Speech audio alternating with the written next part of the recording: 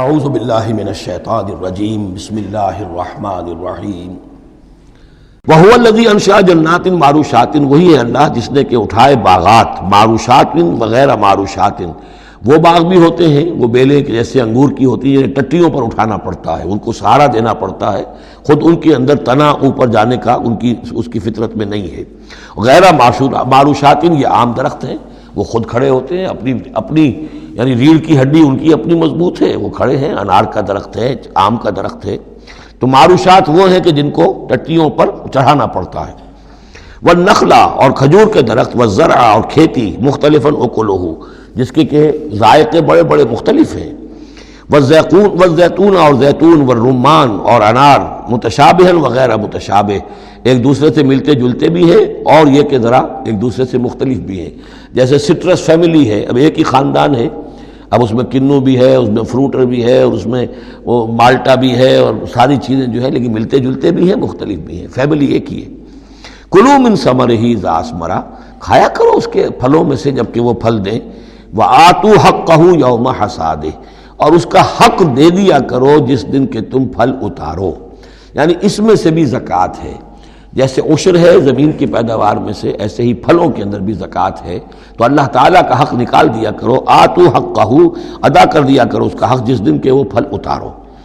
لا تسرفوا، اور اس میں حد سے بیجا خرچ نہ کرو، انہ لا یحب المسرفین، اللہ تعالیٰ کو بیجا خرچ کرنے والے پسند نہیں ہیں۔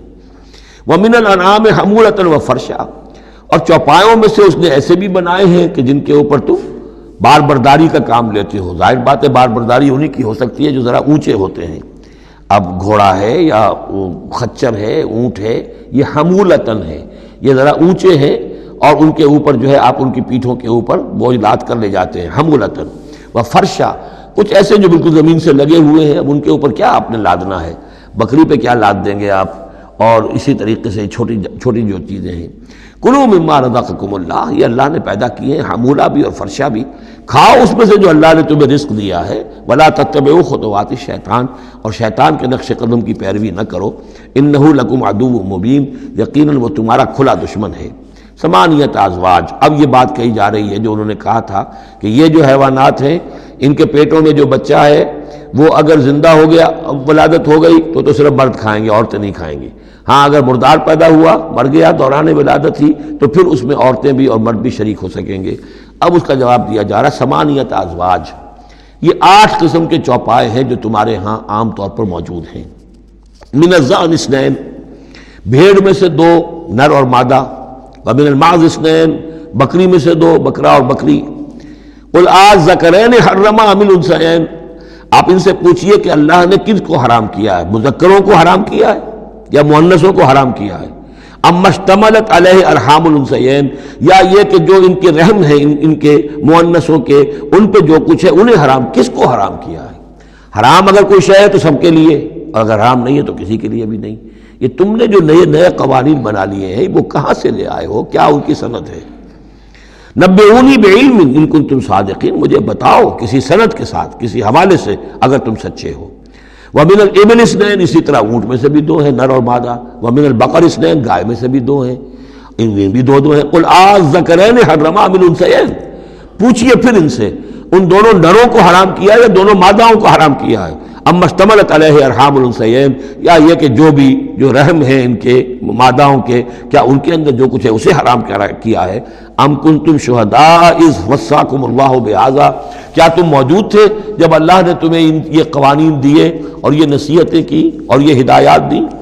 فمن اظلم ممن افترى علی اللہ کذبا، تو اس سے بڑھ کر ظالم کون ہوگا جو اللہ پر افترا کرے، جھوٹ جڑ کر اللہ کی طرف منسوب کرے۔ لیضل الناس بغیر علم، تاکہ گمراہ کرے وہ لوگوں کو بغیر کسی علم اور تحقیق کے۔ ان اللہ لا یہدی القوم الظالمین، یقیناً اللہ ایسے ظالموں کو راہیاب نہیں کرے گا۔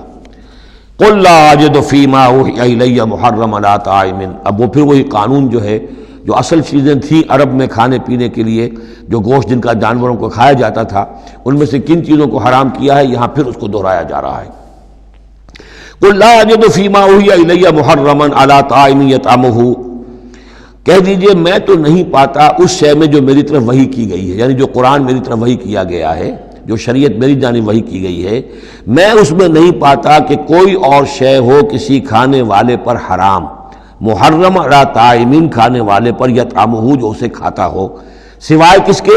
الا ان یکون میتۃ، سوائے اس کے کہ مردار ہو۔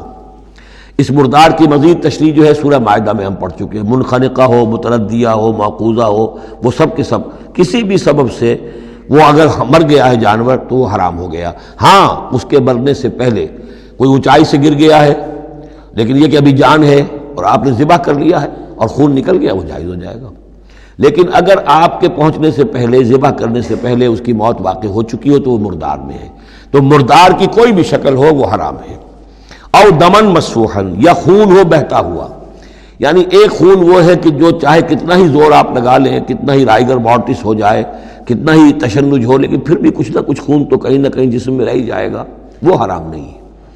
مطلب یہ کہ تلی کے اندر خون رہ جائے گا، کچھ نہ کچھ جگر میں کچھ خون رہ جائے گا، وہ چیزیں حرام نہیں ہیں۔ لیکن جو بہایا جا سکتا ہو خون، کہ اگر آپ نے ذبح کیا ہے تو خون بہا کر نکال دیا جائے، اب یہ خون جو ہے یہ حرام ہے۔ او لحم خنزیر، یا یہ کہ سور کا گوشت ہو، فإنہ رجس، اس لیے کہ وہ تو ہے ہی ناپاک، وہ اصلاً ناپاک ہے۔ او فسقا، یا یہ کہ وہ ناجائز شے ہو، احل لغیر اللہ بہ، جس پر اللہ کے سوا کسی اور کا نام پکارا گیا ہو، کسی اور کے نام پر ذبح کیا گیا ہو، کسی اور سے تقرب کی نیت پر وہ اس کی قربانی دی گئی ہو، چاہے وہ نام اللہ ہی کا لیا جا رہا ہو لیکن نیت میں اگر یہ ہے، اور جا کر کسی خاص استھان کے اوپر اس کو ذبح کیا ہے، کسی خاص مقام پر کیا ہے، کسی خاص قبر پر کیا ہے، تو ظاہر بات ہے کہ دل کے اندر تو چور وہی ہے۔ فمن اضطر غیر باغ، لیکن ان میں سے بھی جو لوگ مضطر ہو جائیں، مجبور ہو جائیں، نہ تو ان کے اندر حد سے بڑھنے کی کوئی غیر باغ، نہ تو اس کی کوئی طلب ان کے اندر ہو، ولا عاد، نہ حد سے زیادہ بڑھے، صرف جان بچانے کے لیے تھوڑا سا ان میں سے اگر کچھ کھا کر جان بچائی جا سکے تو اجازت ہے۔ فإن ربک غفور رحیم، تو یقیناً آپ کا رب غفور ہے، بخشنے والا، اور رحیم ہے، رحم فرمانے والا۔ وعلی الذین ہادوا حرمنا کل ذی ظفر، اور ہم نے ان پر جو یہودی ہوئے تھے حرام کر دیا تھا ہر وہ جانور جس کا ایک کھر ہوتا ہے۔ جانور ایک وہ ہے جیسے کہ گائے ہے، ان کے یہ پیر جو ہے وہ پھٹے ہوئے ہوتے ہیں، اور ایک جانور ہوتا ہے جس کا کھر ایک ہی ہے، ایک ہی ناخن، تو کھر والے جانور گھوڑے کا ایک ہی ہے، تو یہ چیزیں جو ہے وہ ان کے اوپر حرام کر دی گئی تھی۔ بعض چیزیں تھیں کہ جو اصلاً حلال تھیں، لیکن یہ کہ یہودیوں پر ان کی جو وہ شرارتیں تھیں ان کی وجہ سے، جیسا کہ ہم پڑھ آئے ہیں، بہت سی چیزیں ان پر حرام کر دی گئی تھیں۔ وعلی الذین ہادوا حرمنا کل ذی ظفر، اور ہم نے یہودیوں کے اوپر تو حرام کر دی تھی ہر ایک ناخن والے جانور کو۔ ومن البقر والغنم حرمنا علیہم شحومہما، اسی طریقے سے گائے اور بکری وغیرہ میں سے بھی ہم نے اس پر ان کی چربی جو ہے وہ حرام کر دی تھی۔ الا ما حملت ظہورہما، سوائے اس کے کہ جو ان کی پیٹھ کے ساتھ لگی ہوئی ہو، پٹھ کے ساتھ جس کو ہم کہتے ہیں لگی ہوئی ہے، اب الحوایا، یا انتڑیوں کے ساتھ لگی ہوئی ہو، او مختلط بعظم، یا جو ہڈیوں کے اندر ہو، تو یہ جو ہے یہ چیزیں تو چربی کی جائز تھی ان کے لیے، باقی چربی جو ہے کھلی وہ ان کے لیے حرام کر دی گئی تھی۔ ذالک جزیناہم ببغیہم، یہ ہم نے انہیں سزا دی تھی ان کی شرارت کی بنا پر۔ یہ مستقل آسمانی شریعت کا حصہ نہیں تھا، بلکہ یہ خاص طور پر ان کے اوپر تنگی کی گئی تھی ان کی باشرارتوں کی وجہ سے۔ وَإِنَّا لَصَادِقُونَ، اور ہم جو کچھ کہہ رہے ہیں وہ بالکل صحیح ہے اور درست ہے۔ صدق اللہ العظیم۔